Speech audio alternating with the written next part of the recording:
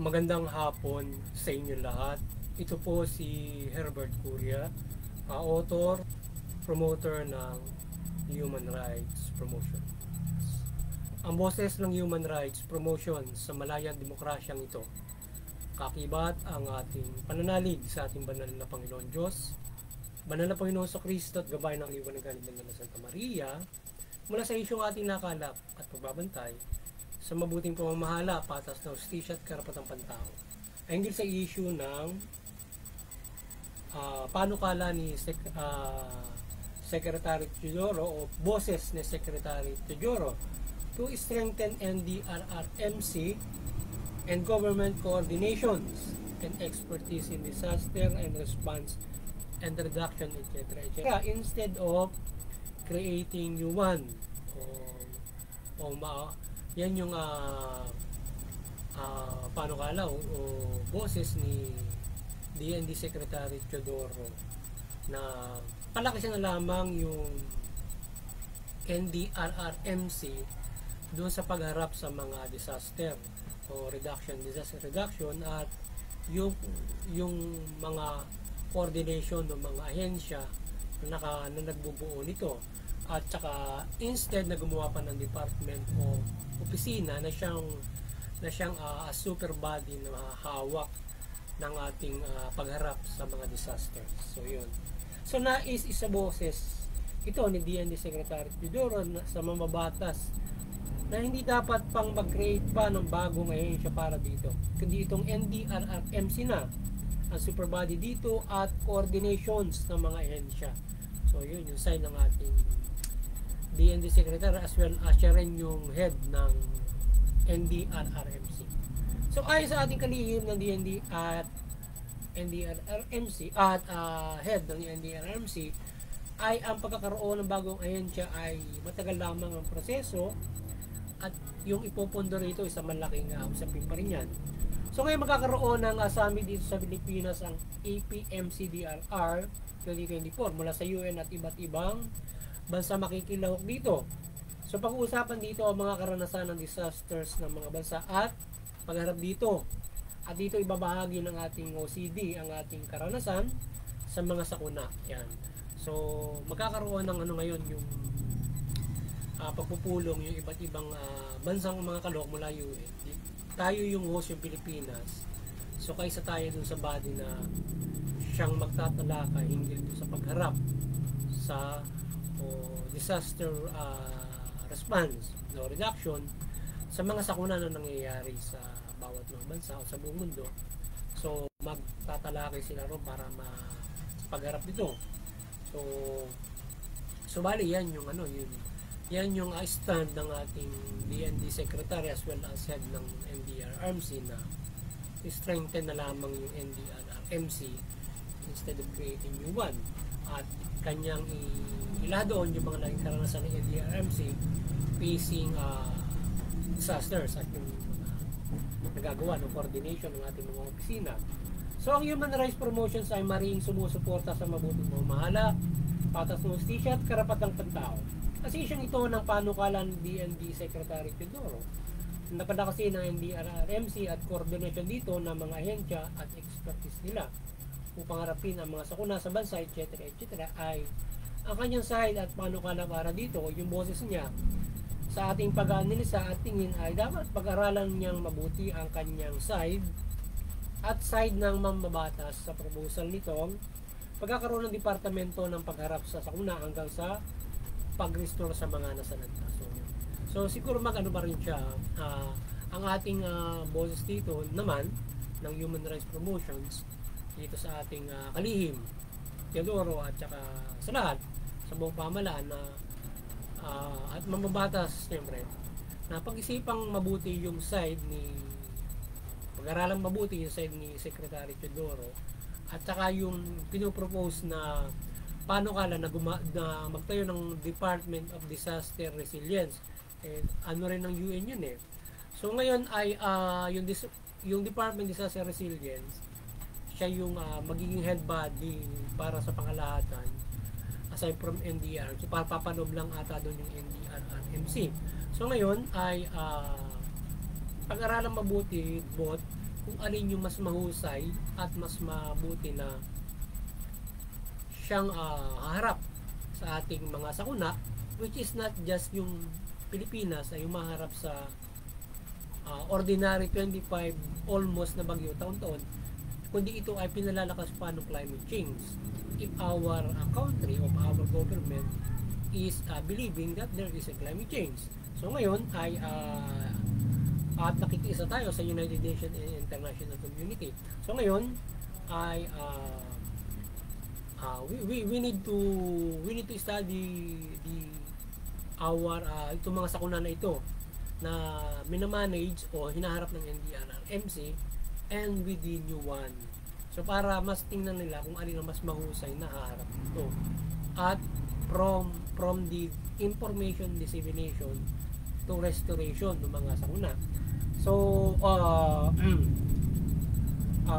ang NDRRMC bilang body at mga ahensya at opisinang coordinated dito ay mahusay naman ang nagagawa nito sa pagharap sa mga sakuna mula information dissemination nga hanggang sa recovery natin. So ngayon ay ang setup na ito ay tila hindi sapat sa dulot ng climate change sa ating bansa kung kaya't naipanukala ng mababatas itong bagong department to more effective in facing disasters and recover at sustainable mitigate and adaptation in facing climate change. So para sa pagtingin ng ating analisasyon din sa mga mambabatas na nag-propose niyan ng Department of Disaster Resilience ay mukhang hindi nagiging sapat yung pagtugon ng NDRRMC to change it or to create a new one dahil nga dun sa nagiging dulot ng climate change na mas lumalakas ito kaysa dun sa mga ordinaryo na mga bagyo kung ikukumpara natin ito from the past, from the sa mga nakaraang 2 dekada ngayon, from the past decades pa ay mas parang mas malalakas yung dumadapo ngayon dahil mas lumalakas na yung climate change. So ngayon ay tingnan mabuti kung alin yung mas mahusay. Pag-aralang mabuti siguro tingnan sa 100 taon kung alin yung malalakas na mga bagyo at yung pagtingin sa climate change kung paano kung alin talaga kung dapat talaga mag-create or i-strengthen na lang talaga itong NDRRMC in facing calamity and coordination with the office expertise and services. So tingnan yung side ni Secretary Bureau at yung side ng mga babatas para pag-aralan mo. Pati ngayon yung parang nung panahon ni Pangulo Duterte gusto niya yan, pati rin si Pangulo Marcos gusto niya yan. Kaya lang yung parang aayaw ng mambabat, hindi pinapasa ng mambabatas yung DDR na yon dahil nga sa tingin nila hindi ito panahon pa o hindi ito talagang siyang hindi kinakailangan mag-create pa kundi yun na lamang. Kaya para mukhang kaya hindi na ngayon parang ito ay ipinupustro o ito ay pinagpapatuloy na ito ay maipasa yung Department of Disaster Resilience yata yan o anumang resilience offices na papasa sa Kongreso para siya yung maghahawak ng ating pagharap na yan. Aside from ito ay nandoon sa ilalim ng OSD yata or DND, parang ganun, DND OSC, nasa ilalim niya itong paghawak ng disaster reduction, yung NDRRMC, and then siya yung head body to coordinate all the offices. So ngayon ay parang ihihiwalay siya ngayon from the OSD yata o NDRRMC, sila na lang ang papadog ngayon doon yata sa department. So tingnan mabuti ngayon yan para alin ba yung higit na makapaglilingkod at makatutugon upang maharap yung mga disasters na yan. So ngayon ang Department of Disaster Resilience na nais mailayo ay maaaring mas mahusay na makapangalaga sa bansa at makakamanage sa bawat ahensya sa coordinations nito facing calamity or disasters. Pag-aralang mabuti ito ng ating Kongreso at Senado at ang Pangulo Marcos upang itong iharap sa mga sakuna. So dapat we need a careful study. So ngayon parang yung para mas para matugon ng lubos o ang pagharap sa mga sakuna na yan. So kaya tingnan mabuti ng ating mambabatas yan at saka ng ating opisina ng Secretary of the NDA and then other experts in the civil society, ng mga experts to dapat mag-create or to support para susuportahan yung mababatas na mag-create or susuportahan natin si Teodoro para doon sa strengthen na lamang na yun. So it needs a careful study at hindi basta mag one side para mas maganda. So yun. So tayo kahit kung sa ating pagtingin ang human rights promotion, tingin natin kailangan nung bagong departamento. Yung tingin natin na dapat suportahan. Pero in the other hand, to be fair, so need a careful study both para kung dapat ba talaga magtayo. So ngayon, ang funding nito ay mapag-uusapan naman mabuti sa Kongreso kung paano ito matutugon ang pagharap sa sakuna. So yung funding niyan in all, dapat nga itong tutuusin ay mayroong may kanya-kanyang pondo, kanya-kanyang serbisyo, di ba? Parang ganun. Parang kasi tinitingnan nila yung pondo, mapupunta yung pondo sa isa kung paano harapin yung sakuna overall, aside from the offices kung ano yung hinahawakan nila ng mga pondo. Siyempre kahit pa paano, halimbawa DSWD, tapos yung disaster department, not really magkaiba ng pondo yan. Siyempre yung DSWD, gagalaw sila according to fund nila from halimbawa DSWD, yung fund nila para doon para diyan sa paghalimbawa relief food, mga ganon. Yung departamento siguro hindi ko lang nabasa kung ano yung konsepto nilalaman niya pagdating ng funding, kung paano umiinog yun. Pero siguro sa aking idea kung sa pagpa-funding yan, so merong separate fund yung bawat ahensya na dapat talagang gumalaw, pero meron talagang pondo siya para doon sa dapat niyang galawan kasi siyang na nga ang mamamahala with the funds para intact lahat, hindi hiwa-hiwalay yung kanilang serbisyo, di ba? Siya yung nasa kanyang pondo to handle that situation, parang ganon. At hindi pagagalawin mo si DPWD, pagagalawin mo and use their funds for the calamity. So ibig sabihin ay magkakaroon ng yung pondo halimbawa ng bawat ahensya, meron sila for calamity fund para sa mga bawat ahensya. Di ba? Kung ganun yung ponduhan at sinasabi na ito ay mapupunta diversionary to the iisan na ngayon dun sa So kung mapag-aaralang mabuti yan. So ngayon ay higit sa lahat ay ang maigting na pananalig at pananalangin sa gabay ng ating Panginoon Diyos at Kristo Jesus upang ang mundo at bawat bansa ay hindi mag-suffer ng mga sakuna. Maliban dyan ay ipakita natin sa gawa na ating nire-resolve ang climate change at global warming in our country with UN and other countries kagaya sa COP. So ipanalangin natin ang kapatawaran ng Panginoon Diyos mula Panginoon sa Kristo sa kamalian ng tao sa kapaligiran yan. At ating nire-resolve. Ipakita natin na sa tayo ay nag-ibayo na tayo ay magsikap na ma-resolve yung pagkakamali ng mga tao na nakasira ng kalikasan at tayo ay ma-restore to. Tayo tulungan pa na tayo biyayaan ng Diyos na tayo ay hindi ganun masalanta sa pagkakamali lalo ng mga tao at ma-recover pa ito instead of the natural disaster na mga nananalasa sa atin, part of the creation. Pero yung part of the creation niyan, pinalalakas siya pagkakamali pa rin ng tao. Yung pagkakamali pa rin ng tao, ang siya nagtitrigger na para magkaroon ng mga ganyan. So, gaya ng LPA, ba? Yung sobra ng pag-init ng mundo because of the pagsira ng tao ng ozone. So, kung magiging kaya nagkaroon ng global warming, kung iinit yung mundo, bagyo ang dulot niya, at isa pang problema din yung lumulubog na yung ibang mga lugar dahil nga tumataas na yung dagat. So kaya kailangan mayroong talagang adaptation. So magkakaroon ka ng adaptation, mitigation, iba't ibang mga process dun sa ganong klase na ng situation. Kagaya ng ano ngayon ng UN na mayroong mga bansa na lumulubog na. Yung shore nila malaki na yung kain ng dagat dahil tumataas na yung dagat. So sa parang wala, hindi na irreversible yun, hindi na babalik pa sa dati yun. Kumbaga man, mas lalo mas mahirap yun kung tatambakan mo pa yun. But irreversible na kung napakalaki na nung kinuko niya.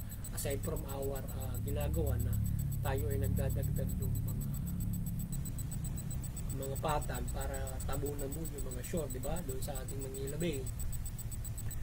Pero darating yung mga panahon na lulubog siya according to the study na tumataas na yung level ng dagat. So, kumakain siya doon sa mga kapatagan. So, yan yung ilan na mga in the future at mga nangyayari na dapat na napaghahandaan at ginagawa dito sa atin ngayon. Meron na nangyayari yan sa Bulacan yata yun. Mayroong lugar dyan na talagang lubog na siya, hindi na siya natitirahan dahil kasi lubog na. Marami ang ganda ng bahay na napanood ko sa ano yan sa YouTube na talagang lubog na siya, hindi basta baha lang siya, talagang nilubog na siya ng baha. So ngayon, paano gagawin ng gobyerno ngayon doon sa mga lugar na yun, di ba? Na kailangan i-adapt nila yung lugar na yun So wala na yung mga lupa na yun, consider as a part of the SINA yata siya ngayon, diba? So kaya yun, dapat sana yun na ayaan ka rin. So higit sila, syempre tayo ay magkaroon ng pananampalataya para tayo ay mapatawad sa pagkakamali ng mga tao. Hindi natin ang kapatawaran yung mga nagkakamali sa kalikasan yung dulot ng ganyan. So ngayon tayo ay magtulong-tulong to restore the earth, yung ginawa ng Diyos para tayo makapabuhay at manirahan na mabuti sa pamumuhay nito. At ayun na tayo magtulungan dyan at makikita ng Diyos niya na tayo ay sincere with that. So tayo ay tutulungan niya, hindi tayo masyadong masalanta niya. So yun, at muli sana maliwanagan ng ating banal na Santa Maria, Panginoon Diyos, Panginoon sa Kristo at Banal na Espiritu Santo, ang buong mundo ba, ang ating bansa, mula pamalaan at mamayang Pilipino. Yung pamalaan ay mamahala ng mabuti, matuwid, tuginin ng karapatang pantao, at iwasan yung korupsyon, pang-abuso o hindi mabuting pamamahala. Yung mamaya naman ay sumunod sa pamahalaan, suportahan yung pamahalaan sa pamamahala na mabuti, karapatang pantao, patas na hustisya. Sa gayon, iiral yung kapayapaan, magkakaroon tayo ng mas mahusay na kaunlaran o madaling kaunlaran at mas maunlad na bansa. So ngayon tayo ay makapamumuhay ng maayos at makapananampalataya tayo ng lubos sa ating Panginoon Diyos mula dito sa pagsunod na ito. At magkakaroon tayo ng malaking pag-asa sa ating kaligtasan spiritual na inihinda sa atin ng Panginoon Diyos pagdating ng takdang panahon na kung anong ganda ang ating gagawin sa pamumuhay nito, mas maganda pa yung pamumuhay na inilalaan sa atin ng Panginoon Diyos mula dito sa pamumuhay sa mundong ito. Kaya ngayon, yun lang ang ating napaka-simple na gagawin. Tayo ay mamuhay ng mabuti at napakaganda sa mundong ito with the unity and respect of our rights, legal at pagtupad sa Panginoon Diyos na nais niya. Ngayon, tayo mamuhay ng maayos dito, maganda na para din paraiso at higit pa doon. But subalit, yung iba kasi syempre, ang naging problema natin yung inequality.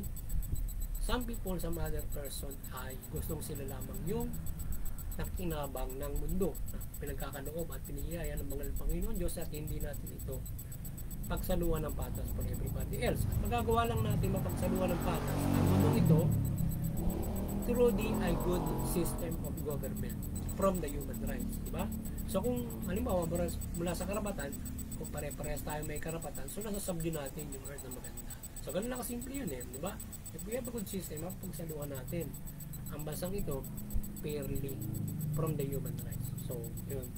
So kaya nga sinisistemahan natin dahil hindi nga pare-parehas ang tao, may matalino, mayroong medyo mahina ang kaisipan, mayroong madaling makapagpaunlad, mayroong hindi naman, diba? Pagdating ng mga ganyang mga bagay through the system that we are recognizing in our implementing.